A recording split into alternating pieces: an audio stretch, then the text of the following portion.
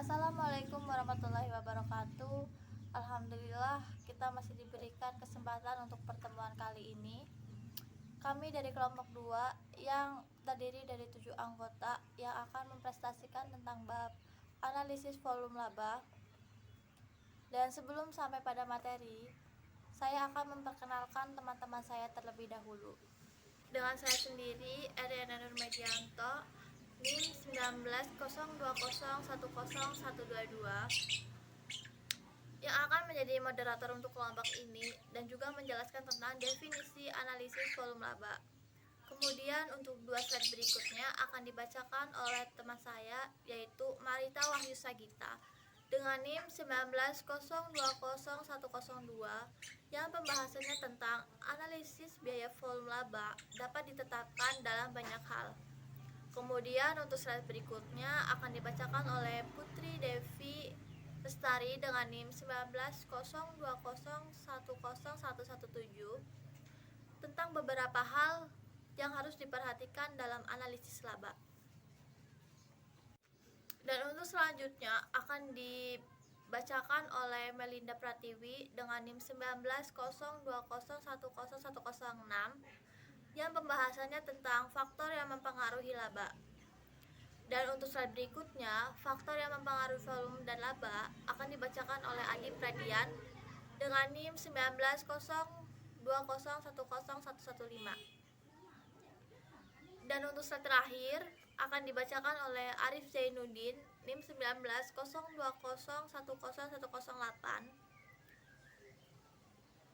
yang pembahasannya tentang contoh-contoh soal dan jawaban-jawaban soal. Dan untuk saat ini saya akan memberikan kesempatan untuk teman-teman saya dalam menjelaskan semua materi dalam analisis volume dan laba. Definisi dan asumsi dasar analisis biaya volume laba. Apa sih definisi itu? Suatu analisis yang menggambarkan bagaimana perubahan biaya, variabel biaya tetap, harga jual, volume penjual, dan bauran penjual akan mempengaruhi laba perusahaan. Dan analisis ini merupakan instrumen yang lazim dipakai untuk menyediakan informasi yang bermanfaat bagi manajemen untuk pengambilan keputusan. Saya Marita Wahyu Sagita, NIM 1902010102. Definisi dan asumsi dasar analisis biaya volume laba. Analisis biaya volume laba dapat diterapkan dalam banyak hal, diantaranya adalah menentukan harga jual produk atau jasa, memperkenalkan produk atau jasa baru, mengganti peralatan, memutuskan apakah produk atau jasa yang ada seharusnya dibuat di dalam perusahaan atau dibeli dari luar perusahaan, melakukan analisis yang akan dilakukan jika sesuatu dibeli oleh manajemen. B. Asumsi-asumsi dari analisis biaya volume laba. 1. Sebelum bahasan analisis biaya volume laba lebih jauh dibahas, maka terlebih dahulu dijabarkan bagaimana asumsi-asumsi yang mendasari analisis CVP. 2. Semua biaya diklasifikasikan sebagai biaya variabel dan tetap. 3. Fungsi jumlah biaya adalah linier dalam kisaran relevan. Keempat, fungsi jumlah pendapatan adalah linier dalam kisaran relevan. Harga jual dianggap konstan. 5. Hanya terdapat satu pemicu biaya, volume unit produk atau rupiah penjualan. Ada beberapa hal yang harus diperhatikan, yaitu linearitas dan rentang yang relevan, kemudian mengidentifikasi biaya tetap dan biaya variabel untuk analis CVP. Dan yang kedua di sini ada analis hubungan biaya, volume dan laba.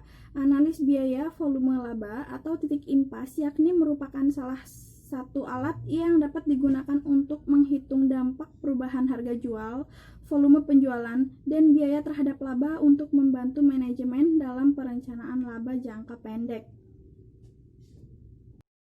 Tiga faktor yang mempengaruhi laba. Yang pertama, volume produk yang dijual berpengaruh terhadap volume produksi produk atau jasa tersebut. Yang kedua, harga jual produk atau jasa akan mempengaruhi besarnya volume penjualan produk atau jasa yang bersangkutan. Yang ketiga, biaya produksi adalah biaya yang timbul dari perolehan atau untuk untuk pengolahan suatu produk atau jasa akan mempengaruhi harga jual produk yang bersangkutan.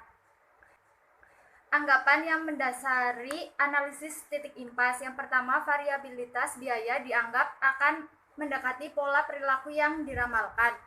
2. Harga jual produk dianggap tidak berubah-ubah dalam berbagai tingkat kegiatan. Ketiga, kapasitas produksi pabrik dianggap secara relatif konstan. Yang keempat, harga faktor-faktor produksi dianggap tidak berubah. Kelima, efisiensi produk dianggap tidak berubah.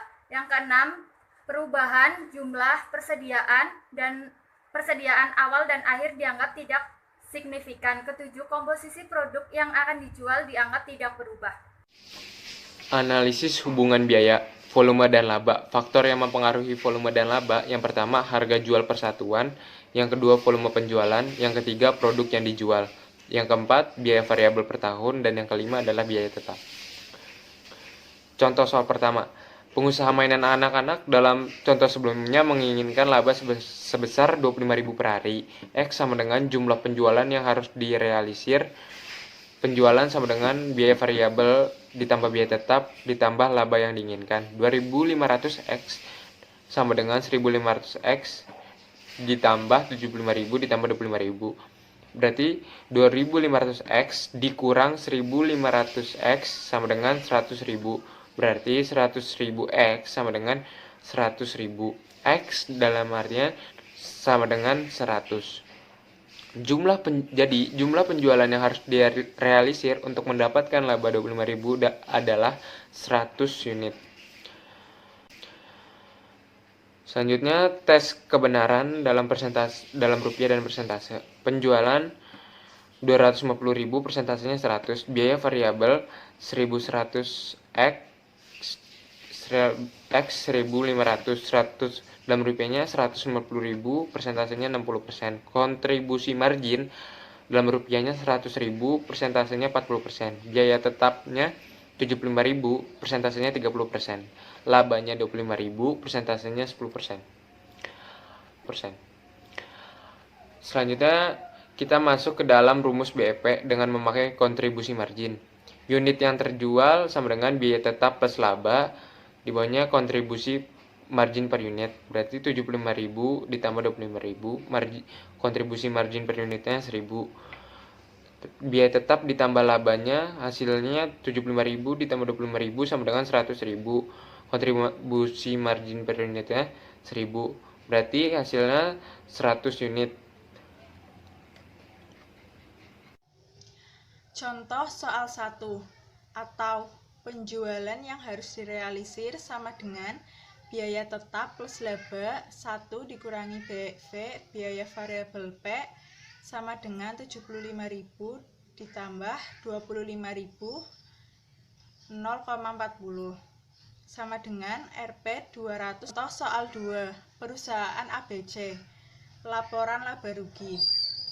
Penjualan Rp 10 juta, biaya total, biaya variabel Rp 7 juta, biaya tetap Rp 5 juta, Rp 12 juta, rugi Rp 2 juta. Perbandingan biaya variabel dengan penjualan selalu sama, yaitu 7 juta atau 70, 10 juta atau 100. Contoh soal 2, A. Apabila biaya tetap naik sebesar Rp 2 juta, berapa penjualan harus direalisir supaya perusahaan bisa break even? B.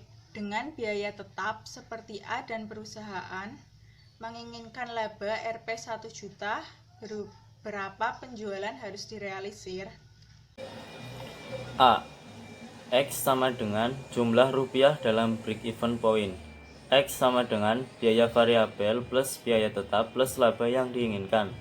X sama dengan 7 juta, X plus kurung buka 5 juta plus 2 juta kurung tutup plus 0 10 juta. X min 0,7, X sama dengan 7 juta, 0,30 X sama dengan 7 juta, X sama dengan 23.333.333. Tes penjualan 20 3.333.333. Biaya variabel